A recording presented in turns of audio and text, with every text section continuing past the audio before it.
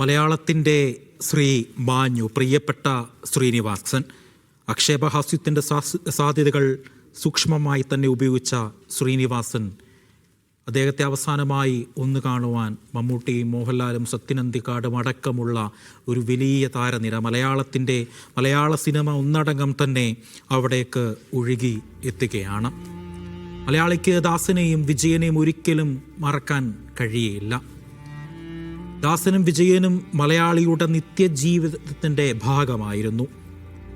ശ്രീനിവാസൻ്റെ ആദ്യകാല സിനിമകൾ സാധാരണ മനുഷ്യരുടെ ജീവിതത്തിൻ്റെ നിസ്സഹായാവസ്ഥകളും സങ്കടങ്ങളും മിഴിവോടെ ആവിഷ്കരിച്ച സിനിമകളാണ്. സത്യനന്ദിക്കാടിനൊപ്പം ചെയ്ത വരവേൽപ്പടക്കമുള്ള സിനിമകൾ മലയാളികളുടെ ഒരു കാലഘട്ടത്തിൻ്റെ ചരിത്രവും ജീവിതവും പറയുന്നതാണ്.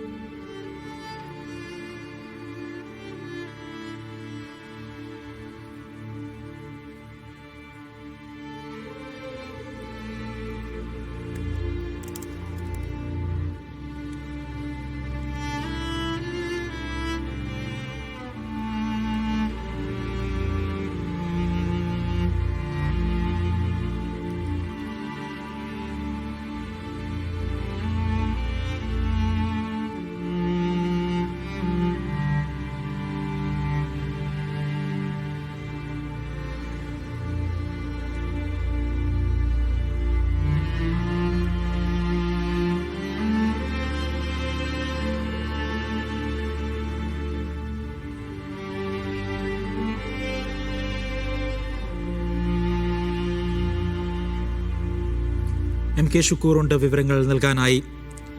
എം കെ ഷുക്കൂർ, സാധാരണക്കാരൻ്റെ ജീവിതത്തെയും രാഷ്ട്രീയത്തെയും സിനിമയുടെ ക്യാൻവാസിൽ പകർത്തിയ പ്രിയപ്പെട്ട ശ്രീനിവാസൻ, കേരളത്തിലെ ഏറ്റവും ജനകീയനായ സിനിമാക്കാരിൽ ഒരാൾ.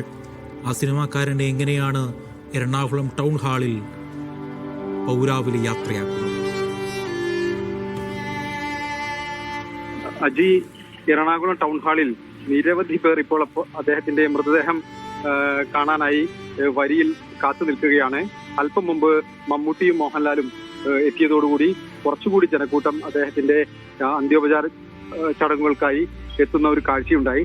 എന്തായാലും 1 മണിക്ക് ആരംഭിച്ച പൊതുദർശനം ഇപ്പോഴും തുടരുകയാണ്. ഏതാണ്ട് ഒരു 1000-ലധികം പേർ ഇപ്പോൾ ടൗൺ ഹാളിന് സമീപമായി ഉണ്ട്. മലയാളത്തിലെ പ്രധാനപ്പെട്ട നടന്മാരെല്ലാം തന്നെ ഇതിനകം എത്തിയിട്ടുണ്ട്. നടൻ ദിലീപ് അടക്കമുള്ളവർ, ഒപ്പം തന്നെ സംവിധായകൻ ജോഷി, സംവിധായകൻ വിനയൻ തുടങ്ങിയവരെല്ലാം തന്നെ ഇവിടെയുണ്ട്. വലിയ വൈകാരികമായ ചില പ്രകടനങ്ങൾ അദ്ദേഹത്തിന്റെ സഹപ്രവർത്തകരായിരുന്ന നടീനടന്മാരും സിനിമാക്കാരിൽ നിന്നുമെല്ലാം കാണുന്നുണ്ട്. ചിലർ കണ്ണീരണിഞ്ഞാണ് അദ്ദേഹത്തിന്റെ മൃതദേഹം കണ്ട ശേഷം പുറത്തേക്ക് പോകുന്നത്. വളരെ വൈകാരികമായ നിമിഷങ്ങൾ ഇപ്പോൾ ടൗൺ ഹാളിൽ നമ്മൾ കാണുകയാണ്. എന്തായാലും മലയാള സിനിമയുടെ ഒരു തലമുറയുടെ തന്നെ ഭാഗമായിരുന്ന അദ്ദേഹം വിട പറയുമ്പോൾ വലിയ ഓർമ്മകളാണ് പലർക്കും പങ്കുവെക്കാനുള്ളത്. ആ അർത്ഥത്തിലുള്ള ഒരു അനുസ്മരണം തന്നെയാണ് അദ്ദേഹത്തിന് ഈ അനുശോചനത്തിന്റെ ഭാഗമായിട്ടെല്ലാം വരുന്നത്. രാവിലെ മുഖ്യമന്ത്രി അദ്ദേഹത്തിന്റെ അനുശോചനം അറിയിച്ചപ്പോഴും അദ്ദേഹം എങ്ങനെയാണ് മലയാള സിനിമയിൽ അദ്ദേഹത്തിന്റെ ഇടം അടയാളപ്പെടുത്തിയത് എന്ന് വിശദീകരിക്കുകയുണ്ടായി. പിന്നീട് ടൗൺ ഹാളിൽ പൊതുദർശനത്തിന് വെച്ച ശേഷം അദ്ദേഹം ഇവിടെ വന്ന് അദ്ദേഹത്തിന് അന്ത്യോപചാരവും അർപ്പിച്ചു. അതുപോലെ സാംസ്കാരിക മന്ത്രി സജി ചെറിയാനും അദ്ദേഹത്തിനൊപ്പം ഉണ്ടായിരുന്നു. മന്ത്രി പി രാജീവും അദ്ദേഹത്തിന് ടൗൺ ഹാളിൽ വന്ന് തന്നെയാണ് അന്ത്യോപചാരം അർപ്പിച്ചത്. എന്തായാലും ഒരു വലിയ ജനാവലി, കൊച്ചിയുടെ ഒരു പൗരാവലി എന്ന് തന്നെ പറയാം, അദ്ദേഹത്തിന് ഇപ്പോൾ അന്ത്യോപചാരം അർപ്പിച്ചുകൊണ്ടിരിക്കുകയാണ്. മലയാളത്തിൻ്റെ സിനിമാ ലോകം ഒന്നടങ്കം തന്നെ ശ്രീനിവാസന് അന്തിമോപചാരം അർപ്പിക്കാൻ വേണ്ടി എറണാകുളം ടൗൺ ഹാളിലേക്ക് ഒഴുകിയെത്തുകയാണ്. അനശ്വരമായ ഒരുപാട് കഥാപാത്രങ്ങൾ മലയാളിക്ക് സമ്മാനിച്ച പ്രിയപ്പെട്ട തിരക്കഥാകൃത്ത്, മലയാളിയുടെ നിത്യജീവിതവും അവൻ്റെ ജീവിത സാഹചര്യവും ക്യാൻവാസിലൂടെ മലയാളികളിലേക്ക് എത്തിച്ച സംവിധായകൻ, സാധാരണക്കാരൻ്റെ ജീവിതത്തെ, രാഷ്ട്രീയത്തെ വ്യക്തമായ സന്ദേശത്തിലൂടെ സിനിമയുടെ ക്യാൻവാസിൽ പകർത്തിയ ശ്രീനിവാസൻ വിട പറയുമ്പോൾ മലയാളികളെ സംബന്ധിച്ചിടത്തോളം തീരാ നഷ്ടം തന്നെയാണ്. 2018 ഡിസംബറിൽ പുറത്തിറങ്ങിയ ഞാൻ പ്രകാശൻ എന്ന ചിത്രത്തിനാണ് അവസാനമായി ശ്രീനിവാസൻ തിരക്കഥ എഴുതുന്നത്.